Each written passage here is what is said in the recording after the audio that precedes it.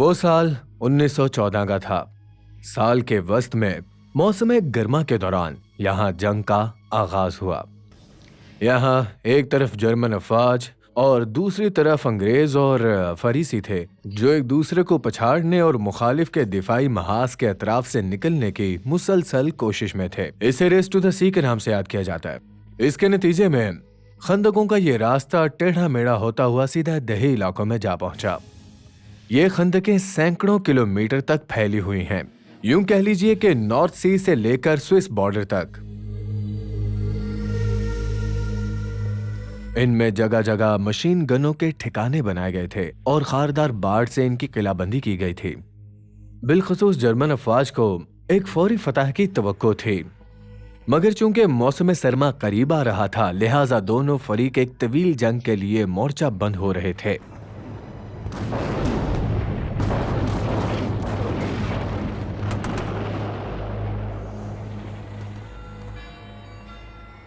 1914 के ईद मिलाद मसीह क्रिसमस के मौके पर हालात बहुत ही दुश्वार थे।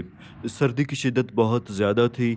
ज़्यादातर सिपाहियों के पास दिन रात खुले आसमान तले मौसम सरमा गुजारने के लिए मुनासिब साजो सामान बिल्कुल भी मौजूद न था।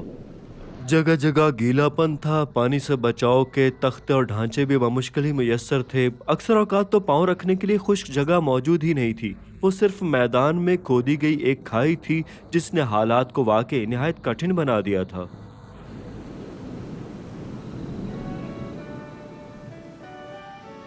फिर क्रिसमस की शाम आ पहुंची। ये एक सर्द और नम मौसम सरमा था। जर्मन सिपाही खंदकों में कांप रहे थे। वो सेब और आलू बुखारे से भरे क्रिसमस केक्स और फलों के ख्वाब देख रहे थे। उन्हें वो क्रिसमस की शाम का टेबल याद आ रहा था। और दूसरी जानिब अंग्रेज फौज क्रैनबेरी सॉस के साथ टर्की और पुडिंग और ब्रांडी के बारे में बात कर रहे थे। दोनों फ्रीक के सिपाहियों का हौसला बढ़ाने के लिए तोहफे जरूर भेजे गए थे, लेकिन उनकी रूहें अपने घरों के लिए बेताब थीं। जर्मन सिपाहियों ने किसी न किसी तरह एक चॉकलेट केक जंग बंदी की दरखास्त के पैगाम के साथ अंग्रेजी खंदकों तक पहुंचा दिया था। वो क्रिसमस मनाने के ख्वाहिशमंद थे। उन्होंने जवाबन कुछ तंबाकू वापस भेजा और रजामंदी जाहिर की। ठीक 7:30 बजे जर्मनों के सर खंदकों से नमूदार हुए।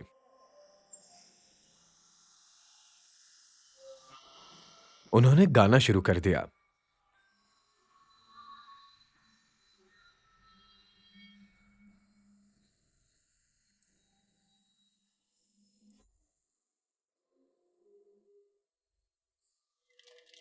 हर नगमे के इख्तिताम पर दोनों तरफ से तालियां बजती थीं।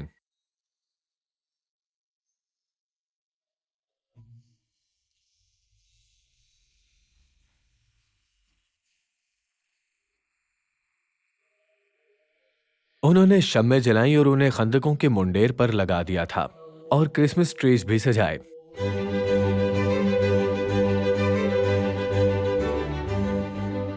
चंद बहादुर सिपाही नो मैन्स लैंड को बूर करते हुए आगे बढ़े। वो इस बात से बाखूबी वाकिफ थे कि किसी भी लम्हे एक जल्द निशानेबाज उन्हें फौरी मौत दिखा सकता था, मगर उन्होंने ये खतरा मोल ले ही लिया। उन्होंने अपने दुश्मनों से मुलाकात की और उन्हें तहाइफ दिए। हमारे अजायब घर में लंदन राइफल ब्रिगेड के दो सिपाहियों जो आपस में भाई थे, उनका एक खत मौजूद है। वो इस जंगबंदी का जिक्र कर रहे हैं जो नए साल तक चली थी। एक मौके पर उन्होंने जैम मुरब्बे का एक बड़ा डिब्बा एक जर्मन नोकदार हेलमेट के बदले में दे दिया था। इस पर जर्मन फौजी ने कहा, आपको ये हेलमेट मुझे वापस करना होगा, लेकिन फिक्र न करें, मैं आपको वापस कर दूंगा। दरअसल कल मेरी परेड है और मुझे कल तक के लिए आपसे अपना वो हेलमेट वापस चाहिए। तो इस तरह के बहुत सारे वाकयात हमें सुनने को मिलते हैं। महाज जंग पर कई मकामात पर नो मैन्स लैंड एक तफरीही मकाम बन गया। किसी ने एक फुटबॉल निकाला और अंग्रेजों और जर्मनों ने एक दूसरे को किक मारना शुरू कर दी। बिल्कुल यहाँ इसी मैदान में कहा जाता है कि कोई बाकायदा इंतजाम नहीं था। एक सिपाही जो हजाम था, उसने नो मैन्स लैंड में ही अपनी दुकानें जमा ली और अपने दुश्मनों के बाल मुफ्त में काटे। एक जर्मन बाजीगर ने करतब दिखाए और क्रिसमस की जंगबंदी खुशाइंद साबित हुई।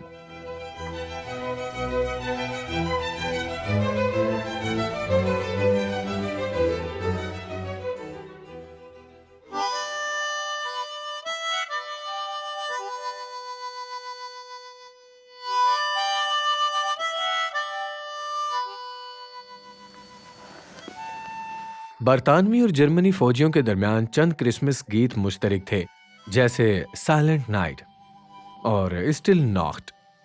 उन्होंने ये गीत अपनी मुतल्लिका जुबानों में खंदकों के आर पार एक दूसरे को सुनाया।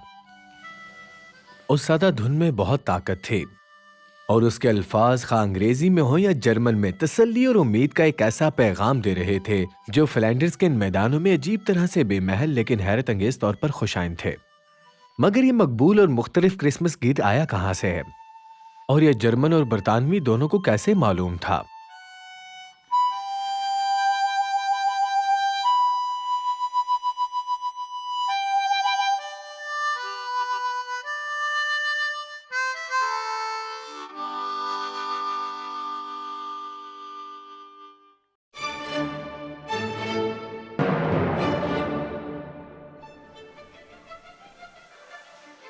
लुडविग वैन बेथोवन ऑस्ट्रियन नहीं बल्कि जर्मन थे। ताहम उन्होंने अपनी बालिग जिंदगी का एक बड़ा हिस्सा ऑस्ट्रिया के दारुल हुकूमत वानिया में काम करते हुए गुजारा और उनका इंतकाल 1827 में हुआ था, जो स्टिलेनॉक्ट के मकबूल होने से कुछ ही अरसा पहले का था।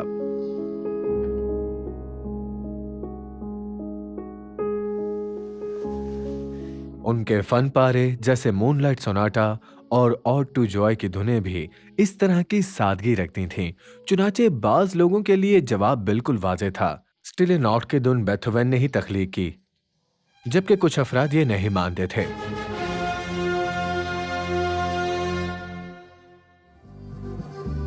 लेकिन इस गीत को मकबूल बनाने वाले लोग गुलकार यहां से ताल्लुक रखते थे, ऑस्ट्रियाई पहाड़ों के जिल्व वैली से, जो वियना की नफीस दुनिया और बेथोवन के कलम से बहुत दूर है। इसलिए कुछ लोगों को यह ज्यादा मुनासिब लगा कि इस गीत का असल खालिक ऑस्ट्रिया का महबूब मौसीकी दान वुल्फगांग एमेडायस मोजार्ट था।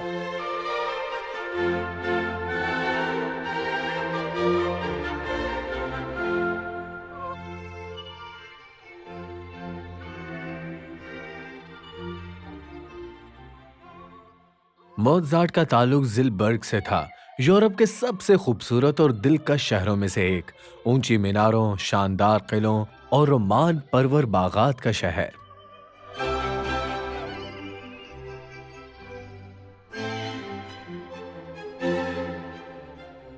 इसी मुतासिर कुन माहौल में मोजार्ट की तख्लीक की सलाहियतें परवान चढ़ीं। उसकी मौसीकी में कमाल हुनर से इनकार मुमकिन नहीं। बहुत से लोग उसे मगरबी मौसीकी की तारीख का सबसे बड़ा नाबगाए रोजगार मौसीकार मानते हैं। उसका इंतकाल 1791 में हुआ, यानी स्टेलेनॉक के खालिक की तलाश शुरू होने से तकरीबन 40 बरस पहले की बात है।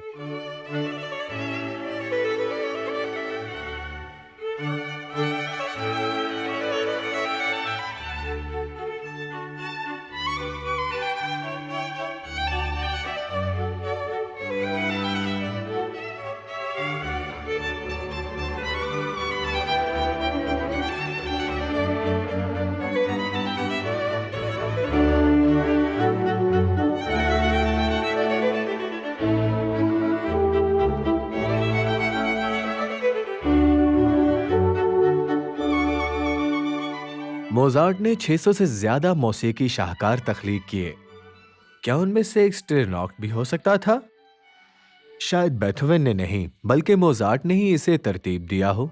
आखिरकार मोजार्ट जिलबर्ग का था और खालिस ऑस्ट्रियन घराने में पैदा हुआ और वहीं पर पला बड़ा भी था।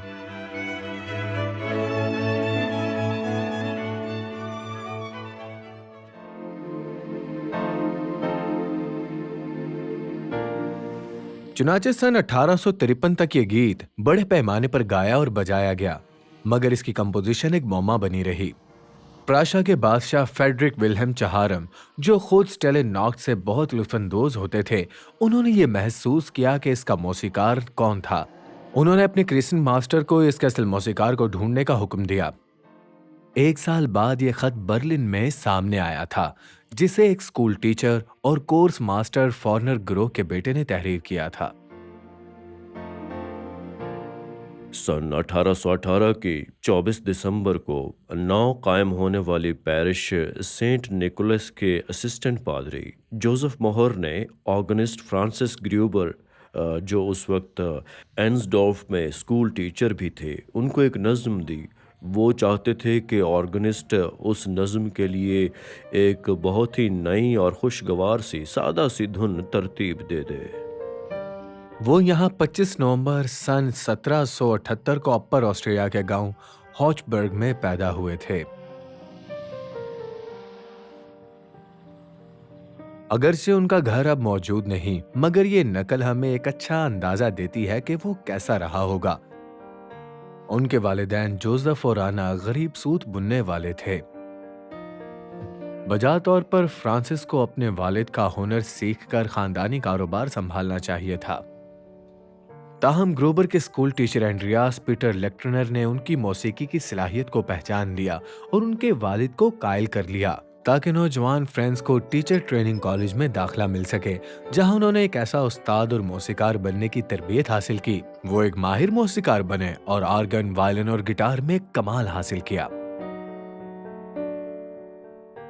जल्द ही फ्रांस होचबर्ग गांव के चर्च में सरकारी ऑर्गेनिस्ट के तौर पर मुकर्रर हो गए। जब फ्रांस ग्रूबर की उम्र 20 साल हुई तो उन्हें बतौर उस्ताद अपनी पहली नौकरी की पेशकश हुई। नजदीकी कस्बा आंसडॉर्फ सॉलबर्ग से तकरीबन 20 किलोमीटर के फासले पर वाक़ है। यहाँ के उस्ताद हाल ही में इंतकाल कर गए थे। ये इस तरह से था कि जैसे स्कूल मास्टर के बगैर और चर्च ऑर्गेनिस्ट के बगैर और एक बेवा शौहर के बगैर रह गई हो। ग्रूबर ने हालात के तकाजों को पूरा किया और बेवा एलिजाबेथ ड्यूनबर्गर से शादी कर ली। वो स्कूल हाउस के ऊपर बने अपार्टमेंट में मुकीम थे। उनके 2 बच्चे भी हुए, लेकिन वो कम उम्र में ही वफात पा गए। यहाँ वो इस छोटे से गांव में बहुत अच्छी तरह से घुल मिल गए थे। यहाँ महज चंद किसानों का ठिकाना था। ये उनके लिए आसान नहीं था क्योंकि वो उस वक्त यहाँ एक अजनबी थे। वो होबर्ग से थे जो ऑस्ट्रिया से मुंसलिक था, जबकि सॉल्सबर्ग उस वक्त भी एक आज़ाद रियासत था। लिहाजा यहाँ नौकरी हासिल करने के लिए उन्हें कुछ इजाफी इम्तिहानात पास करना थे। ग्रूबर ने 21 बरस तक यहाँ मुकामी स्कूल में पढ़ाया। वो निहायत मेहनती और दयानतदार उस्ताद थे और कहा जाता है कि उनका स्कूल पूरे जिला में सबसे बेहतरीन था।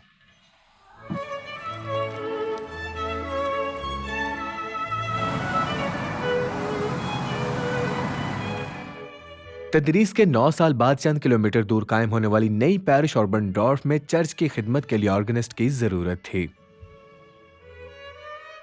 ग्रूबर ने यह जिम्मेदारी भी संभाल ली, इस उम्मीद पर कि एक दिन वो पूरा वक्त उस्ताद और कलीसियाई मौसीकार के तौर पर मुलाजिम हो जाएंगे। यही वो जगह थी जहां उनकी मुलाकात जोसेफ मोहर से हुई, जो मुंतखब नौजवान असिस्टेंट पादरी के तौर पर ऑर्बनडॉर्फ भेजे गए थे। और ये वो गली है जहां जोसेफ ने अपना बचपन गुजारा। जिलबर्ग में नदी के किनारे एक छोटे नीम आलूद कमरे में अपनी माँ, नानी और अपनी 2 सौतेली बहनों के साथ।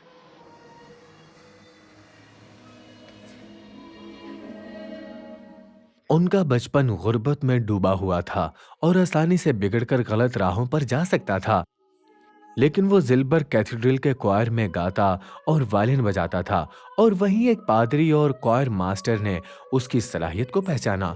उन्होंने जोसेफ को अपने जेर साया ले लिया और उसके लिए मुकम्मल तालीम के इंतजामात किए। वो एक गैर मामूली तालिब इल्म साबित हुआ और 12 साल की उम्र तक ऑर्गन, वायलिन और गिटार पर महारत हासिल कर ली। 19 बरस का हुआ तो उसने पादरी बनने के लिए तालीम लेना चाही, मगर चूंकि वो नाजायज पैदाइश का बच्चा था, इसलिए उसे पॉप से खुसूसी इजाजत दरकार थी।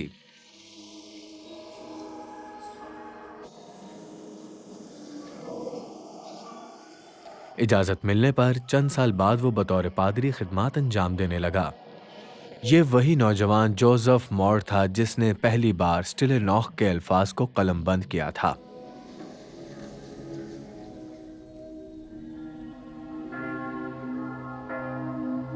सन 1816 में 24 साल असिस्टेंट पादरी जोसेफ मोहर ने लॉन्गवाई के मकाम पर वाक़े मारिया पैरिश में ईद मिलाद मसीह के इस नज़्म के अल्फाज लिखे, जो बाद में पूरी दुनिया में मशहूर होने वाली कैरल बन गई।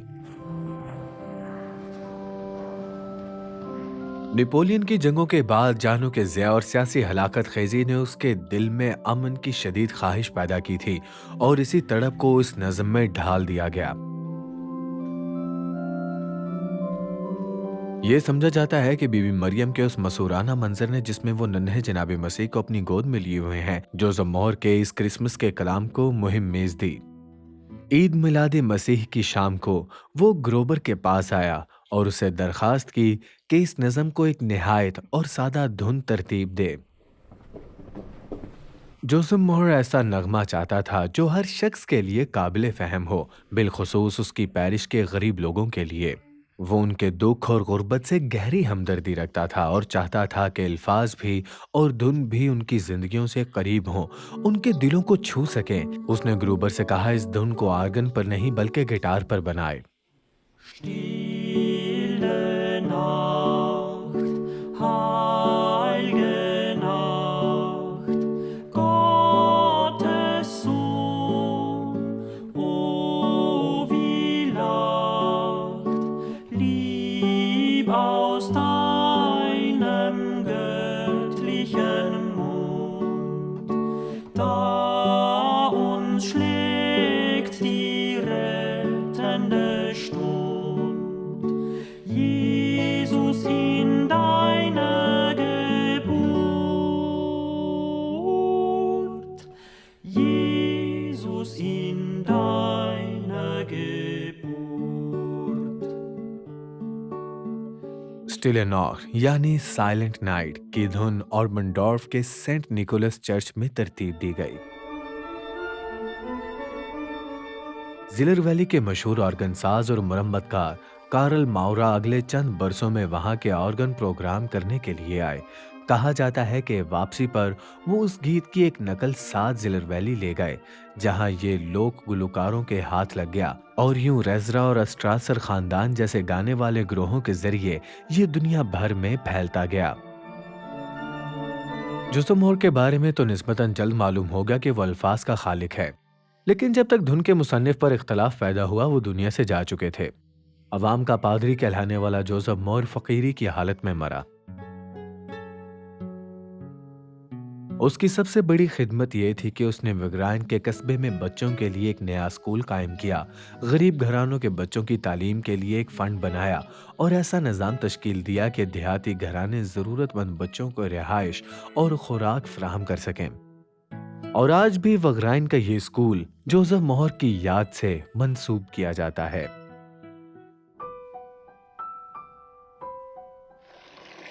कैरल की असल के हवाले से ये मौमा शायद आज भी हल ना हुआ होता अगर चंद साल पहले तक एक पुराना मखतूता दरियाफ्त ना किया जाता। ये 1995 में रिनाते एबलिंग वेंकलर के हाथ लगा और इसमें निहायत अहम और सनसनीखेज मालूमात थीं। 1995 में मैं ज़ाल्ज़बर्ग म्यूज़ियम की लाइब्रेरी में काम करती थी। ये लाइब्रेरी बहुत मशहूर है और आज भी, क्योंकि उसमें बहुत से अजीम मौसीकारों के असल मखतूते महफूज हैं, मसलन मोज़ार्ट के, उसके वालिद लियोपोल्ड मोज़ार्ट के, जोसेफ हायडन के और बहुत से दीगर फ़नकारों के। एक दिन मेरी एक सहेली आई जब मैंने मेज़ पर कई मखतूते फैलाए हुए थे जिनमें साइलेंट नाइट, होली नाइट का ग्रूबर के कलम से लिखा हुआ एक नुस्खा भी शामिल था। ये नहायत ही नायाब नुस्खा था और जाहिर है किसी भी मौसीकी में दिलचस्पी रखने वाले शख्स के लिए वो बहुत ही बेशकीमती और अनमोल था। तो मेरी दोस्त ने कहा, अरे मेरे पास भी घर में एक नुस्खा है, शायद इतना कीमती ना हो लेकिन अगर तुम चाहो तो कल मैं ले आऊं। अगले दिन वो दोबारा लाइब्रेरी आई और वो नुस्खा लेकर आई। जब मैंने उसे देखा तो फौरन समझ गई कि ये तो एक खजाना है। हमने मालूम किया कि ये वाहिद नुस्खा था जो जोसेफ मोहर के अपने हाथ से लिखा गया था और इसके नीचे जोसेफ मोहर ही की तहरीर भी मौजूद थी। उस नुस्खे के नीचे जोसेफ मोहर ने अपना नाम जोसेफ मोहर लिखा हुआ था और उसके साथ ये अल्फाज दर्ज थे, कोप आ मान्यो प्रोप्रे, यानी अपने ही हाथ से नकल किया हुआ। तो सन 1816 में उसकी तहरीर से हमें यकीन हो गया कि कलाम का मुसन्निफ वही था जबकि धुन का खालिक फ्रांसिस ग्रूबर था। यूं साइलेंट नाइट, होली नाइट दोनों के इश्तराक का नतीजा साबित हुआ। आखिरकार ऑर्बनडॉर्फ में इसकी पहली पेशकश के तकरीबन 170 बरस बाद ये राज हल हो गया। साबित हुआ कि ये धुन किसी मशहूर मौसीकार बेथवेन, मोज़ार्ट या हायडन की नहीं बल्कि एक मकामी स्कूल टीचर की तख्लीक थी जिसे खुद ग्रूबर ने एक सादा मौसीकी करार दिया था।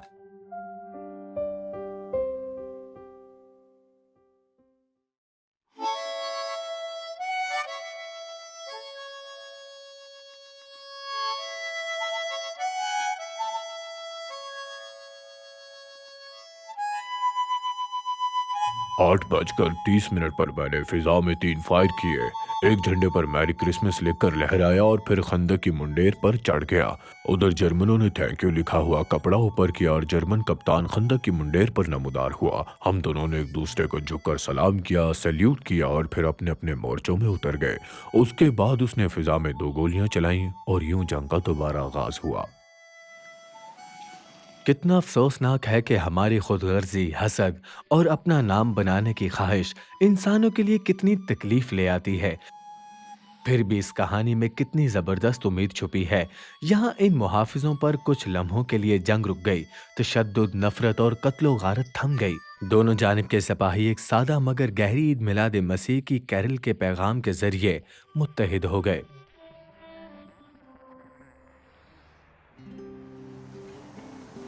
वो मौसीकी जो एक नौजवान पादरी के लफ्ज़ों से, निजात दहिंदा मसीह के मासूम बचपन से और एक देहाती स्कूल टीचर की सादा धुन से मिलकर बनी, अपनी सादगी के बावजूद बेपनाह असर रखती थी।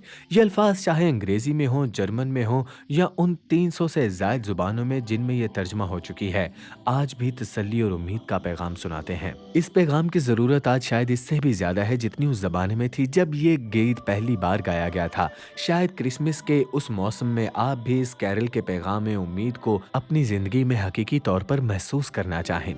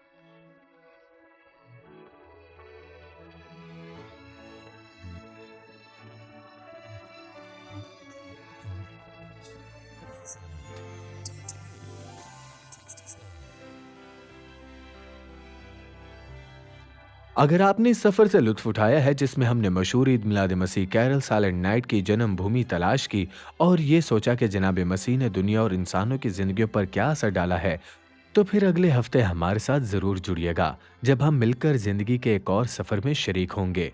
उस वक्त तक आइए खुदा ताला की मुसलसल बरकत के लिए दुआ करते हैं। ऐ हमारे आसमानी बाप, हम आपकी शुक्रगुजारी करते हैं जनाब मसीह के इस तोहफे के लिए जिसकी पैदाइश ने दुनिया और हमारी जिंदगियों को बदल कर रख दिया।